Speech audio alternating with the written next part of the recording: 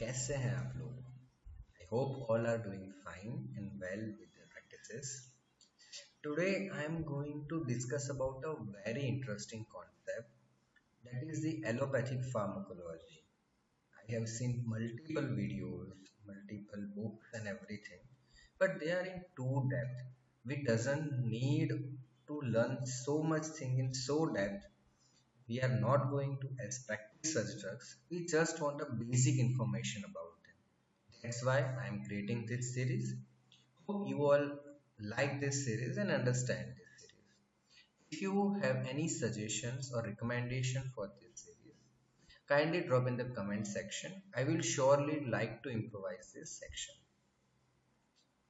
So let's move ahead with this. Before I start, I just like to introduce the two basic terminologies.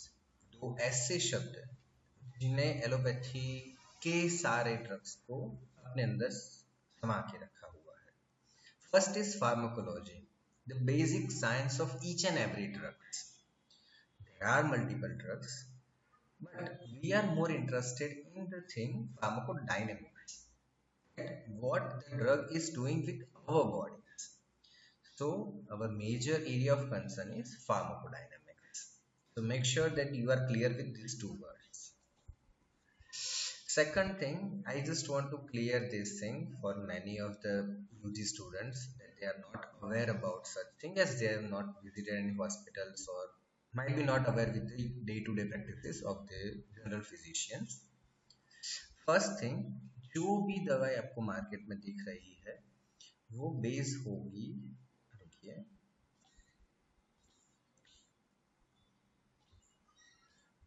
वो base होगी brand name से.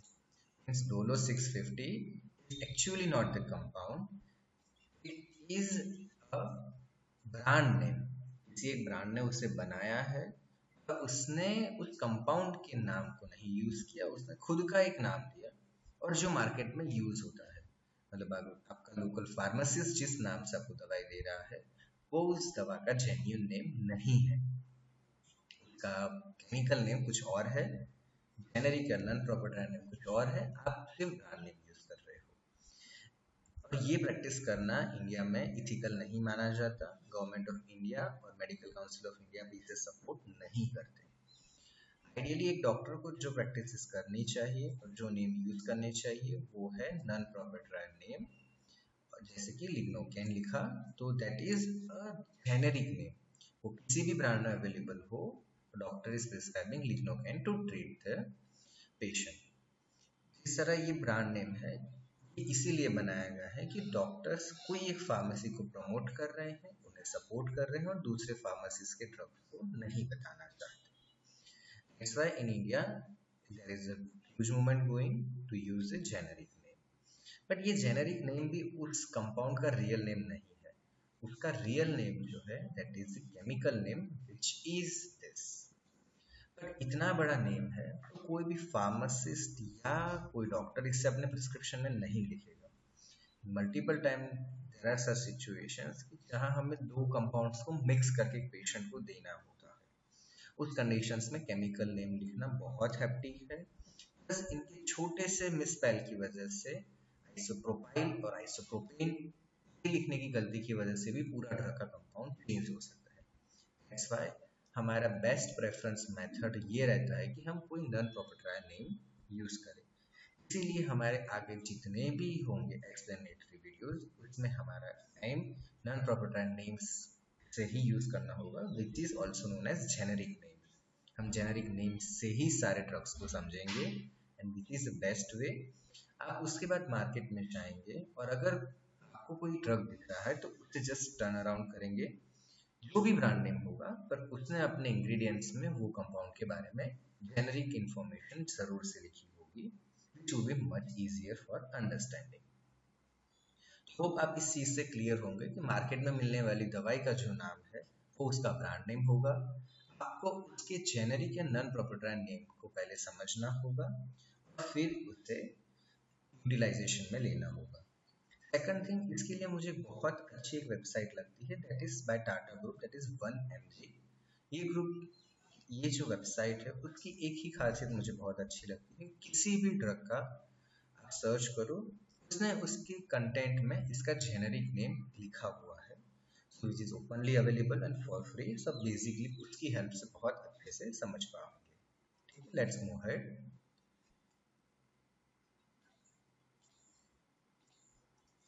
और दूसरी एक चीज़, मैं ये हम्बल रिक्वेस्ट करूंगा आपसे, ये वीडियो का एम सिर्फ आपका एजुकेशनल पर्पस है। ये वीडियो को देख के आप किसी को भी कोई भी ड्रग प्रिस्क्राइब करने की कोशिश नहीं करेंगे। दूसरी एक चीज़ कि इंडिया में कुछ एक ड्रग्स हैं जिन्हें ओवर द काउंटर ड्रग्स कहा जाता है। इस ड्रग्स के अंदर बेसिक पेन किलर्स हो गए, एंटासिड्स हो गए, उन सबका इंक्लूजन होता है। विटामिन या सप्लीमेंटेशन, उन्हें ओवर द काउंटर कहा जाता है, उन्हें बिना प्रिस्क्रिप्शन के आप ले सकते हो। बाकी के जितने भी एंटीबायोटिक ड्रग हैं या हायर क्लासेस के ड्रग हैं, उन सभी को शेड्यूल एच के अंदर रखा गया है और उन्हें एक एलोपैथिक मेडिकल प्रैक्टिशनर ही प्रिस्क्राइब कर सकता है। तो उन्हें प्रिस्क्राइब करना बिल्कुल गलत चीज़ है और उससे बिल्कुल भी मत कीजिएगा। ठीक है, अब बेसिक अंडरस्टैंडिंग पे आते हैं रूट के बारे में। हमें पता ही है रूट से है क्या है, हमारे पास oral, sublingual, rectal, cutaneous, inhalation, nasal way है, पेरेंटल वे है, जो हमारा हॉस्पिटल का सबसे फेवरेट रहता है। उसमें भी IV is the most, perinatal में भी आईवी सबसे ज़्यादा यूज होता है। The basic understanding of each and every drug मैं आपको समझाऊँ तो हमारे लिए ये होगा कि हमने जो भी ड्रग पेशेंट को दिया होगा, मैंने जैसे बताया कि रूट से एब्जॉर्प्शन किया हमारे पास, हम सबसे ज़्यादा जो रूट का इस्तेमाल करते हैं, जो डेली पेशेंट को दिया जाता है वो ड्रग, उससे हम ओरल में ही प्रिफर्ड करते हैं। ओरल ड्रग्स देने से दो तीन फायदे हमारे पास हैं कि पेशेंट को वो ड्रग इजीली टॉलरेट हो जाएगा, पेशेंट अपने फूड के साथ ही उसे इंटेक कर पाएगा, और एक स्मूथ ट्रांजिशन रहेगा, पेशेंट पे कोई कंपल्जन नहीं रहेगा कि उसे कोई मेडिकल अटेंडेंट की ज़रूरत नहीं रहेगी, वो खुद से एडमिनिस्टर कर पाएगा उसको। कोई भी ड्रग है उसका एक्शन तभी ही शुरू हो पाएगा जब वो कॉन्टैक्ट प्रोटीन के पास पहुंच पाएगा या उसकी कॉन्टैक्ट साइट पे पहुंच पाएगा। मेजोरिटी ऑफ हम जो ड्रग्स देते हैं वो ओरल और आईवी रूट से होते हैं, और उन दोनों का एम यही होता है कि वो ब्लड में जाके डिजॉल्व हो या एब्जॉर्ब होने की साइट तक पहुंच पाए। ब्लड सबसे अच्छा वे है जो फैसिलिटेट करता है मेजोरिटी ऑफ ड्रग्स को अपनी बाइंडिंग साइट पे पहुंचने के लिए। टॉपिकल एप्लीकेशंस या लोकल एप्लीकेशंस जो हम लगाते हैं उनके लिए एक्सेप्शन है, बाकी मेजोरिटी ऑफ ड्रग्स जो हैं वो ब्लड की ही हेल्प लेते हैं अपने टारगेट साइट तक पहुंचने के लिए।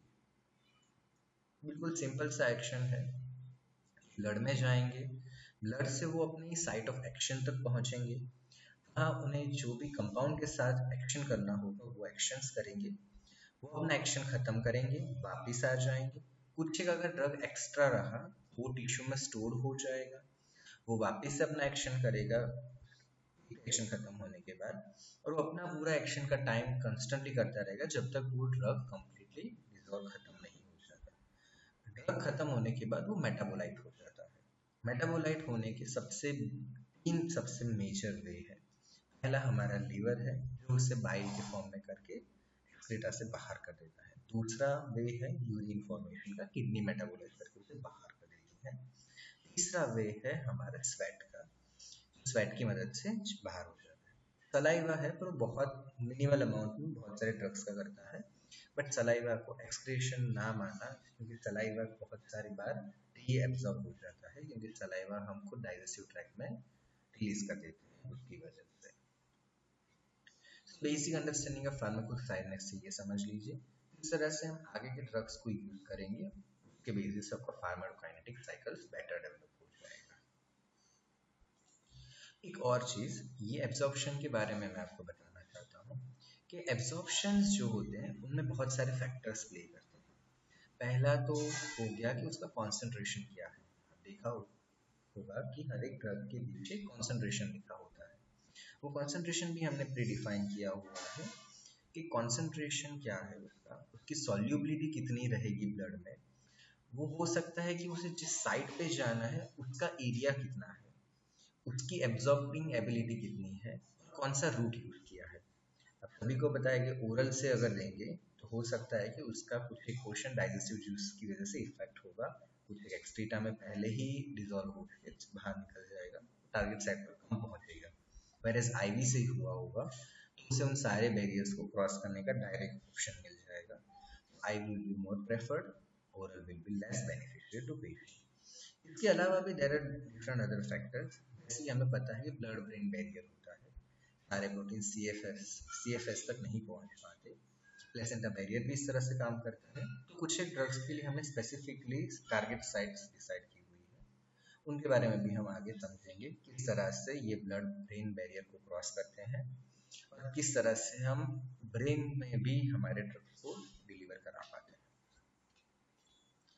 Thank you and we will continue in this next lecture.